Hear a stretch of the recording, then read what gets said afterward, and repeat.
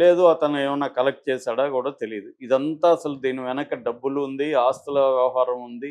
అక్కడ బాలాజీ టెంపుల్ దగ్గర ఒక ల్యాండ్ వ్యవహారం ఉందని కొంతమంది వ్యాపారస్తులు చెప్తున్నారనేది కూడా ఒక వార్త వైరల్ అవుతుంది. హ్మ్. అసలు ఇదంతా కూడా ఆస్తులకు సంబంధించిన వ్యవహారం తప్ప ఇది మతానికి సంబంధించింది కాదు అనే ఒక వెర్షన్ కూడా బయటకొచ్చింది. కానీ ఇతని వ్యవహారం చూస్తే మాత్రం ఇతను అన్నీ కూడా ఇటు బీజేపీని తిడుతున్నాడు, న్యాయమూర్తుల్ని, న్యాయ వ్యవస్థని తిడుతున్నాడు, రాజ్యాంగాన్ని తిడుతున్నాడు, అందరిని తిడుతున్నాడు ఇతను. అంటే ఇతను ఇప్పుడు మామూలుగా హిందుత్వ అంటే హిందూ మతాన్ని రాజకీయాలకు వాడి ఇతర మతాలని వాళ్ళని దాడులు చేయడం, ఇతర మతాల వాళ్ళని కించపరుస్తూ ఉండడం, వాళ్ళు ద్రోహులుగా మాట్లాడడం ఇలాంటి చేయడాన్ని హిందుత్వ అంటాం మనం. అంటే హిందూ మతం వేరు, హిందుత్వం వేరు. ఈ హిందుత్వం అనేది బీజేపీ దాని అనుబంధ సంఘాలు ఆర్ఎస్ఎస్ కావచ్చు, బజరంగ దళ్ కావచ్చు, విహెచ్ఎస్ విశ్వ హిందూ పరిషత్ ఇలా చాలా ఉన్నాయి.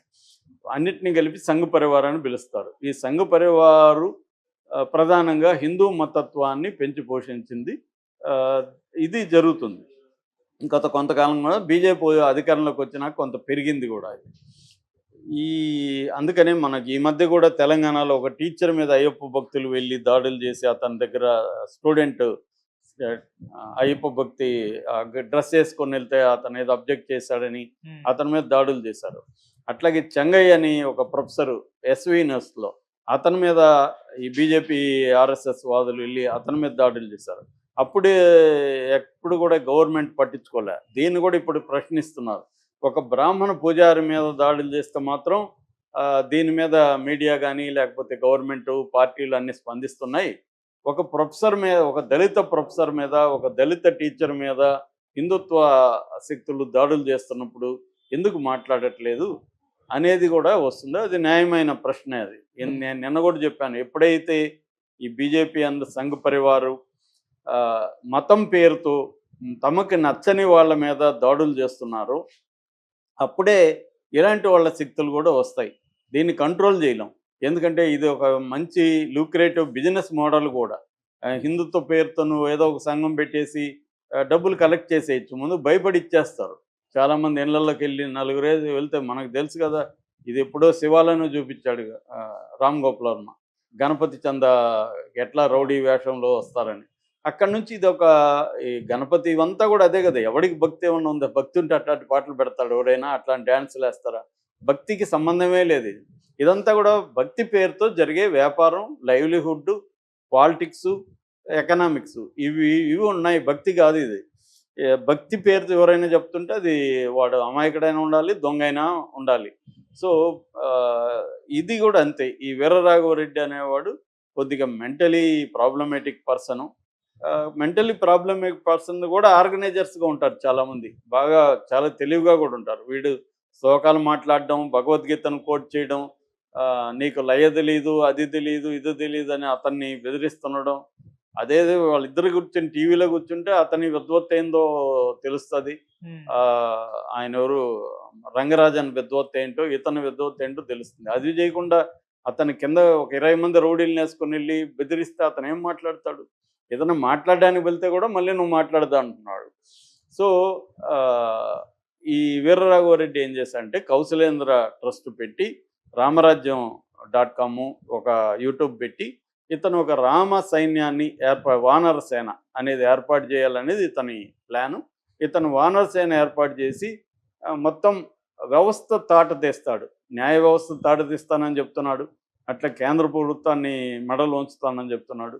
అంటే దాడులు చేయడం, ఎవరైతే తమకు అనుకూలంగా లేరో వాళ్ళని మీద దాడులు చేయడం అనేది ఇతని గోల్గా పోలీసులు ఇప్పుడు రిమాండ్ రిపోర్ట్లో చెబుతున్నారు. ఇవన్నీ నేను కాదు, పోలీసులు చెప్పిందా అని చెప్తున్నా రిమాండ్ రిపోర్ట్లో. సో ఈ 5,000 మంది సైన్యాన్ని ఇతను ఏర్పాటు చేయడానికి ప్లాన్ చేశాడు.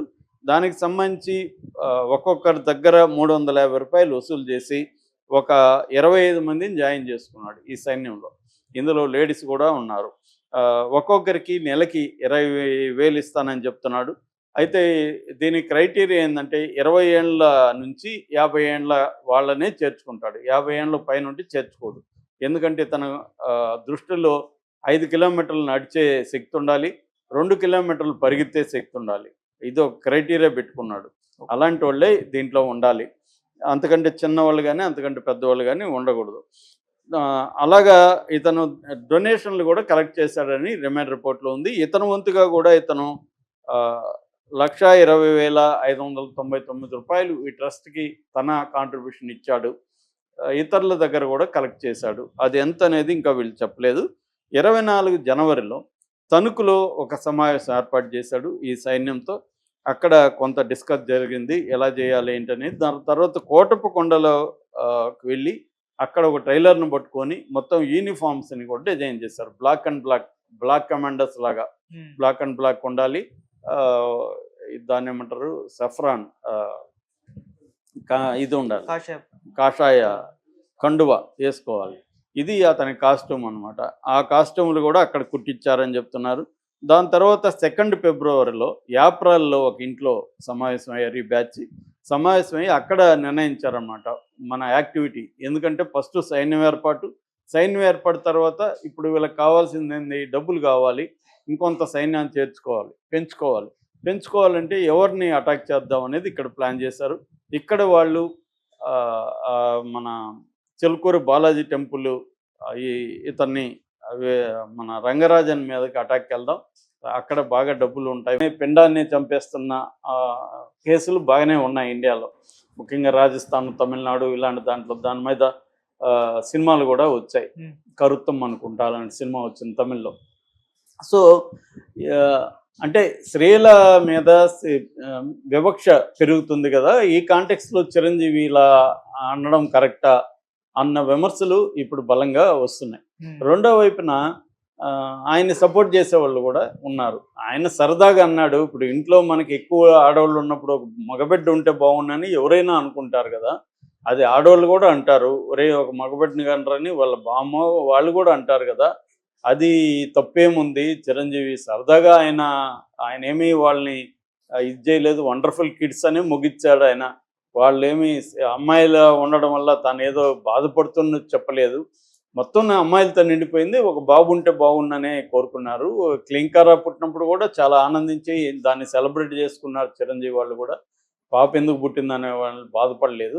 రెండోది ఆయన కూతుర్ని కూడా, ఆయన క్రైసిస్ వచ్చినప్పుడు కూడా వాళ్ళ కూతుర్లకి అండగా నిలబడ్డాడు. చిన్న కూతురికి రకరకాల ప్రాబ్లమ్స్ వచ్చినప్పుడు కూడా చిరంజీవి ఎప్పుడూ ఆ కూతురు మీద ఒక చిన్న నెగిటివ్ కామెంట్ చేయడం కానీ చేయలేదు. ఆమెని తన కడుపులో పెట్టుకొని దాచుకున్నాడు క్రైసిస్ వచ్చినప్పుడు కూడా.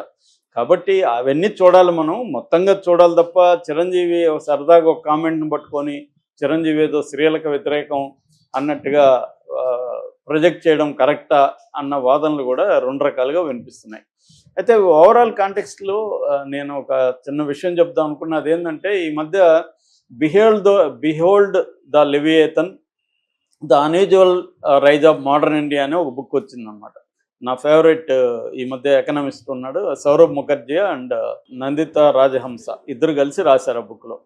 అందులో వాళ్ళు ప్రధానంగా చెప్పింది ఏంటంటే, ఇండియాలో అన్యూజువల్గా విమెన్ పవర్ రైజ్ అవుతుంది అనేది వాళ్ళు చెప్తున్నారు. అంటే ఫర్ ఎగ్జాంపుల్ ఆంట్రప్రెన్యూర్షిప్ ఉంది కదా, వ్యాపారం ఉంది కదా, ఈ వ్యాపారంలో విమెన్ వ్యాపారస్తులు దాదాపు 15,70,000 ఉన్నారు. అంటే ఈ 22% మొత్తం వ్యాపారస్తుల్లో 22% ఉమెన్ వ్యాపారస్తులే ఉన్నారు. ఇది త్వరలోనే 30 మిలియన్